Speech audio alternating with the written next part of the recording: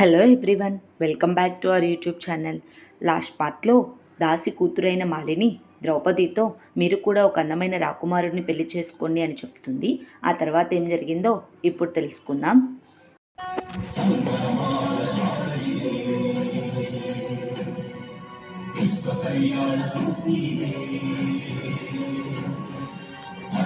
ధర్మము ఆది అనంతము సత్యమ సత్యము సాధకలంకము జాత్యంకార పర్యవసానము శక్తి ఇదే భక్తి ఇదే జీవన్ ముక్తికి మార్గమిదే పంచమ వేద సారం మహాభారతం కృష్ణుడు చూపిన లీల ఇది జీవన వేద మార్గమిది గీత జనించిన క్షేత్రమే మహాభారతం. ఆ తర్వాత అడవిలో పాండవులంతా కలిసి ఎక్కడికి వెళ్తే తాము సురక్షితంగా ఉంటారో అని ఆలోచిస్తూ ఉంటారు.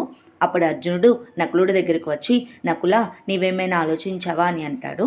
అప్పుడు నకులుడు, దక్షిణం దేశ వైపు దట్టమైన అడవులైతే ఉన్నాయి, పశ్చిమం దిశ వైపుగా పక్షులు ధాన్యంతో వస్తున్నాయి అని చెప్తాడు. అప్పుడు అర్జునుడు, పక్షులు ధాన్యంతో వస్తున్నాయంటే అక్కడ గ్రామాలు, సమీపంలో వ్యవసాయం చేసేందుకు పంట పొలాలు ఉన్నట్లే కదా అర్థం. కనుక మనం పశ్చిమ దిశ వైపు వెళ్ళడమే మంచిది, పద అన్నయ్యకు అమ్మకు చెప్తామని చెప్పి వాళ్ళందరి దగ్గరకు వెళ్తారు. అప్పుడు అర్జునుడు, పెద్దన్నయ్య, అమ్మ, మనం పశ్చిమం వైపుగా వెళ్ళి అక్కడ కొంతకాలం నివసిద్దాము, అది మనకు మంచిది అని చెప్తాడు. అప్పుడు భీముడు, అక్కడ గ్రామాలు ఉన్నాయి కదా, మనల్ని ఏమైనా గుర్తుపడతారేమో అని అంటాడు. అప్పుడు ధర్మరాజు, లేదు భీమా, మనం అక్కడికి వెళ్ళడమే మంచిది, మనం కుర్రాజ్య సరిహద్దు దాటి వచ్చాము, ఒకవేళ మనల్ని ఇక్కడ ఎవరైనా గుర్తుపడతారు అంటే గురు ద్రోణులు, అశ్వత్థామ మాత్రమే అని అంటాడు. ఆ తర్వాత అర్జునుడు తమతో ఉన్న ఋషుల దగ్గరికి వెళ్ళి, ఋషివర్య, మిమ్మల్ని సురక్షితంగా గ్రామాల దగ్గర వదిలిపెడతాము, పదండి వెళ్దామని చెప్పి అందరూ కలిసి అక్కడి నుంచి బయలుదేరుతారు. అదే సమయంలో అశ్వత్థామ సైనికులతో కలిసి అడవిలో అంతా తిరుగుతూ ఉంటాడు.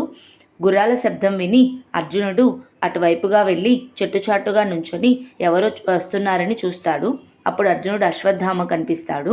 ఆ తర్వాత ఋషులను ముందుగా పంపిస్తారు. అప్పుడు ఒక ఋషి కింద పడిపోగా ఋషి కింద పడిన శబ్దం అశ్వత్థామకు వినిపిస్తుంది. అశ్వత్థామ ఆ శబ్దం ఎటువైపు వస్తుందని చెప్పి ఋషుల దగ్గరికి వస్తాడు. అప్పుడు అశ్వత్థామ, ఋషివర్య, మీరు ఎవరి రక్షణ లేకుండా, చేతిలో ఆయుధాలు లేకుండా ఇంత దట్టమైన అడవిలో ఎలా వెళ్తున్నారు అని అంటాడు. అప్పుడు ఋషుడు, మేమే కాదు, మాతో ఇంకొంతమంది కూడా ఉన్నారని చెప్పి వెనక్కి చూపించగా అక్కడ ఎవరూ ఉండరు. అప్పుడు అశ్వత్థామ, ఈ రాజ్యం నాది కనుక ఈ గ్రామస్తులందరూ నేను క్షేమంగా చూడాలి, కనుక మిమ్మల్ని గ్రామం వరకు నేను సురక్షితంగా చేరుస్తానని చెప్తాడు. అప్పుడు ఋషి, మాతో పాటు ఒక 5 యువకులు, వారి తల్లి కూడా ఉన్నారు, వారు వచ్చే వరకు వేచి చూద్దామని అంటాడు. అప్పుడు అశ్వత్థామకు అనుమానం వస్తుంది.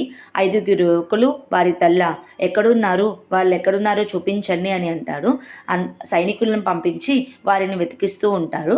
అప్పుడు పాండవులంతా కలిసి కుంతీదేవితో సహా ఒక పెద్ద చెట్టు చాటున దాక్కొని ఉంటారు.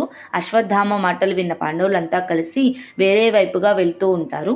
అప్పుడు అర్జునుడు వేరు స్థలాల్లో శబ్దాలు చేస్తూ అశ్వత్థామని దారి మళ్లిస్తూ ఉంటారు. అప్పుడు వీళ్ళంతా కలిసి ఒక దట్టమైన అడవి దగ్గర నించొని ఉంటారు.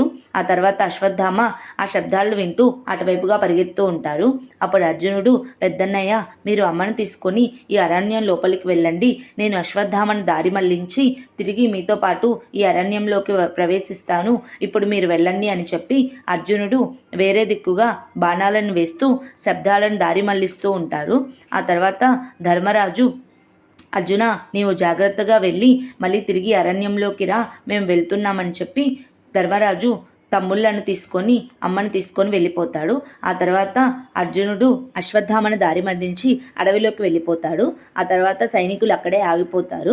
అప్పుడు అశ్వత్థామ, సైనికులారా, మీరు ఇక్కడే ఎందుకు ఆగిపోయారు, రండి వెళ్దామని అంటారు. అప్పుడు సైనికులు, ఇది దట్టమైన అరణ్యం, ఇది రాక్షసుడైన హిడింబుడి వనం, ఈ వనంలోకి ఎవరైనా లోపలికి వెళ్ళారంటే వాళ్ళు బయటికి రాలేరు, ఎందుకంటే ఈ రాక్షసుడు మానవులనే ఆహారంగా తీసుకుంటాడు, అంతేకాదు ఇక్కడ సూర్యకిరణాలు కూడా పడవు అని చెప్తాడు. అప్పుడు అశ్వత్థామ, మరి వారు వెళ్ళారు కదా అని అంటారు. అప్పుడు సైనికుడు, బహుశా వారికి ఆ విషయం తెలియకపోవచ్చు, ఖచ్చితంగా వారు బయటికి రావడం అయితే జరగదు, ఆ రాక్షసులైన హిడింబుడికి ఆహారంగా మారిపోతారు, కనుక మనం ఇక్కడ నుంచి వెళ్ళిపోవడమే మంచిది అని అంటాడు. అప్పుడు అశ్వత్థామ వాళ్ళు నన్ను చూసి ఎందుకు పారిపోయారో నాకు ఇప్పటికీ అర్థం కావడం లేదా అని ఆలోచిస్తూ ఉంటాడు. ఆ తర్వాత పాండవులంతా కలిసి కుంతీదేవితో ఆ వనమంతా చూస్తూ ఉంటారు. అప్పుడు ఎటు వెళ్ళినా తిరిగి యథాస్థలానికే వస్తూ ఉంటారు. అప్పుడు భీముడికి ఏమీ అర్థం కాక అక్కడ ఒక పెద్ద చెట్టు అడ్డం వస్తుంది. ఆ చెట్టుని తన బలము ఉపయోగించి పీకేసి పక్కన పడవేస్తాడు. ఆ తర్వాత ఆ చెట్టు మళ్ళీ ఉద్భవిస్తుంది. అప్పుడు భీముడు, నేను ఇందాక ఈ చెట్టునైనా వేరే చెట్టుని తీసివేశానా? మనం ఎటు వెళ్ళినా కూడా ఇక్కడికే వస్తున్నాము, ఏమీ అర్థం కావడం లేదు అని అంటాడు. అప్పుడు అర్జునుడు అర్థం చేసుకొని కుంతీదేవి దగ్గరికి వెళ్ళి, అమ్మ మీరు కొంతసేపు ఇక్కడ విశ్రాంతి తీసుకోండి అని చెప్తాడు. అప్పుడు కుంతీదేవి, అదేమిటి యుధిష్ఠిరా, మనం ముందు ఈ వనం నుంచి బయటికి వెళ్ళాలి, విశ్రాంతి తీసుకోవడం అవసరమా అని అడుగుతుంది. అప్పుడు ధర్మరాజు, మనం ఈ అడవిలో ఇంకొంచెం ముందుకు వెళ్ళినా విశ్రాంతి తీసుకున్నా ఒకటే అవుతుంది, ఎందుకంటే మనం ఈ అడవి నుంచి తప్పించుకోవడం చాలా కష్టం అని అంటాడు. అప్పుడు నకులుడు, ఏమిటన్నయ్య మీరు మాట్లాడేది, నాకు ఏమీ అర్థం కాలేదు అని అంటాడు. అప్పుడు అర్జునుడు, నీకు ఏమీ అర్థం కాలేదు నకుల, ఎందుకంటే ఇది మాయావనం అని అంటాడు. ఆ తర్వాత ఏం జరిగిందో నెక్స్ట్ పార్ట్లో తెలుసుకుందాం. Please like, share and subscribe to our YouTube channel. Thank you.